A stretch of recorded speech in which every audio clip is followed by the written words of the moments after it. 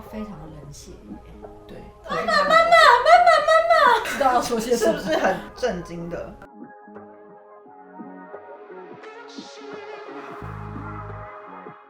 欢迎来到海底，我是喜娜，我是韩妞。今天要我来分享社会事件，非常沉重的案件——水源冷冻库婴儿。韩国政府呢，每年都会做人口登记，今年有多少新生儿，哪一区哪一厅是生了几个婴儿。在做调查的时候，就会发现有婴儿是没有做出生登记的。发生事件这个水源市呢，他们就开始调查说，有几位婴儿是没有被登记，可是出生的状态，查到了一户人家。这个妈妈呢是姓高，结果呢竟然在她家发现了2个婴儿尸体，而且是在冰箱的冷冻库。2个，2个，而且呢看起来放了非常多年。这对夫妻呢，他们原本育有3个小孩，12岁的女儿、10岁的儿子跟一个8岁的女儿。2个婴儿尸体呢，是他们第4个小孩跟第5个小孩。第4个小孩呢是女婴，是在2018年，在隔年2019年11月，她又生了一个儿子。她的说法呢是说经济困难，因为已经养了3个小孩，她没有办法再养多的小孩，决定把小朋友给杀死。而且呢，她还说曾经去医院询问堕胎的费用。医生跟他说堕胎费用要250万韩币，6、7万台币，金额他们没有办法负担，所以他径自的决定把小朋友生下来。隔天他就出院了，然后在附近的厕所里面把小朋友给掐死。掐死之后，把他用塑胶袋包起来。他说他要找一个不会被人家发现的地点，所以他就决定放在他家的冰箱的冷冻库里面。徒手把小孩子掐死这件事情要非常的冷血。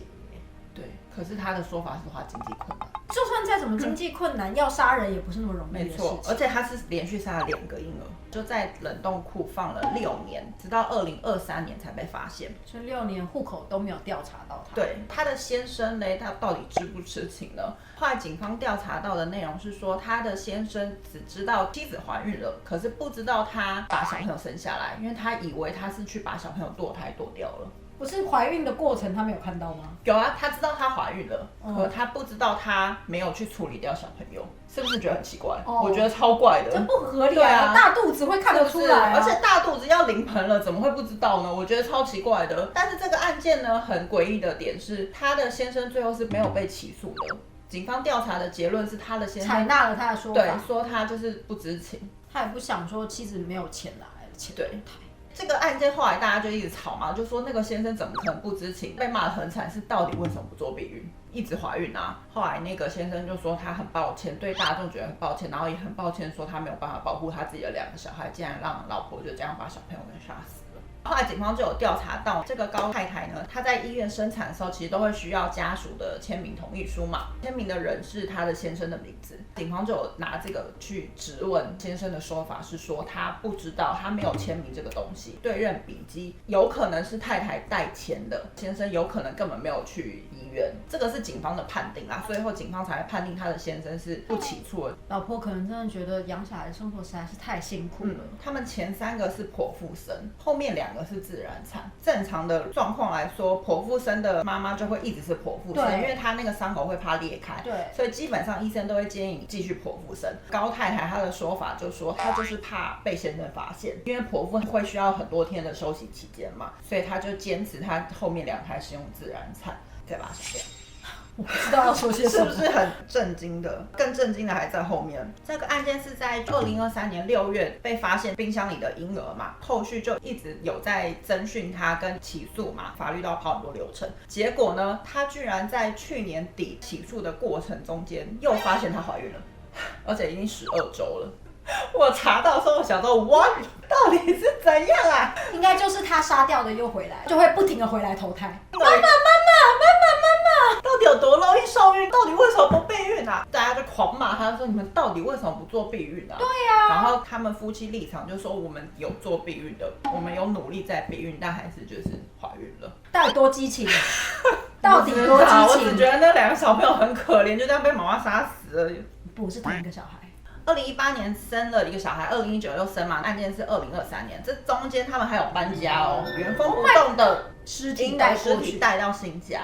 大家就在骂说，她老公怎么可能6年这个冰箱里的东西她都没看到？有可能，这样子是不是？男生对于冰库里面的冷冻库丝毫无关心，然后可能是2坨泡菜在那。不要用泡菜形容2个婴儿，我要哭了。大家就是在骂说先生不知情这件事情，让人觉得很夸张。到底对老婆有多无关心？对。最新的2024年2月，高太太检方这边起诉她8年的有期徒刑，而且她其实是以杀人罪的罪嫌被起诉的。其实我觉得8年有点轻。我正要讲说杀了2个小孩，然后才8年。检方那边可能有考量到他真的是经济因素或什么之类，但我觉得就像你说的，他冷血的把2个小朋友掐死，我觉得这不是没钱就做得下去的事情。掐着一个小孩，然后你要看着他窒息，而且他会一直哭对啊，然后哭，然后就没声音了。对啊，还2次哎。对，是怎样驾轻就熟是不是？之所以会讲这个案件呢，这个案件对韩国这边有一个正向的影响，韩国政府就开始追踪说，到底这几年有多少的婴儿是没有出生登记的，他们就开始正式的调查。后来呢，韩国监察院就发表了一个调查报告，上面就有指出说，2015年到现在总共8年间，有2000多名的新生儿是没有办出生登记的。其实我觉得蛮高的耶，很高啊。对啊，就发现呢有400多起的幽灵婴儿，就是他们找不到人的，没有做出生登记，他们就有去追查，可能就真的是忘记了。400多个呢是找不到婴儿的，后来就真的有针对这400多名的幽灵婴儿去做正式的调查，发现15名婴儿是已经不幸死亡的，这中间就是又有类似的冷冻婴儿杀人凶手又出现了。后来呢，韩国政府这边又发布了一项法律，现行的法律是这样的：医疗机构，如果你在妇产科出生的话，这个妇产科它没有义务说一定要通报说喜娜今天在这个医院几点几分生了一个女儿，他们是没有义务要通知的。韩国现行的法律是，家长必须在1个月内去登记小朋友的出生登记，延期的话就会收到5万块的罚款。之前生健保汤宝的时候都超快速的赶快去登记，台湾好像也超过一个时间就是罚款而已这样子。韩国政府呢现在就是医疗机构一定要去有义务的针对出生的小朋友做正式的申告这样。而且在现行的法律呢是，如果今天这个小朋友他去接种了疫苗，这个医院他不会去调查说这个小朋友他的出生登记是登记了没。这个小朋友他如果没有做出生登记，然后他去打了疫苗，再把他那个掉，也是没有人会发现的，就他是可以去就医的。就像有些受虐儿会放在冰箱里，没错没错。但是到那个入学的时候还是会发现，很后面啊，但是已经6、7岁啦，他其实可以就医的，可是这个医院不会去检查他到底有没有做出生登记，所以如果这个小朋友他有被虐或者后面有什么被杀害的情况之下，是很难被发现的，这个是现行的法律的漏洞。所以为了弥补这个出生登记的漏洞，韩国去年的6月30号这个案件发生的1个月之内，就立刻了发布新的制度，叫做家族关系登记的修正案，规定说医疗的负责人他们必须要在新生儿出生的14天内，立刻向上面的机关通报说有新生儿出生。父母如果在婴儿出生的1个月内还没有登记的话，政府就会来找人了，就会来找爸妈了解状况。因为这个可怕的案子，政府有做一个新的法案。法案出来归出来，但有多少公务员真的会去执行这件事情？对啊。我只能说，不想养，生不起就要避孕。对啊，然后她竟然在起诉过程中又怀孕。我就说同一个小孩又来找他，然后出生以后一定会很不孝，虐待妈妈，气死爸妈的。然后还有一天跟妈妈说，不是你把我掐死。好可怕哦。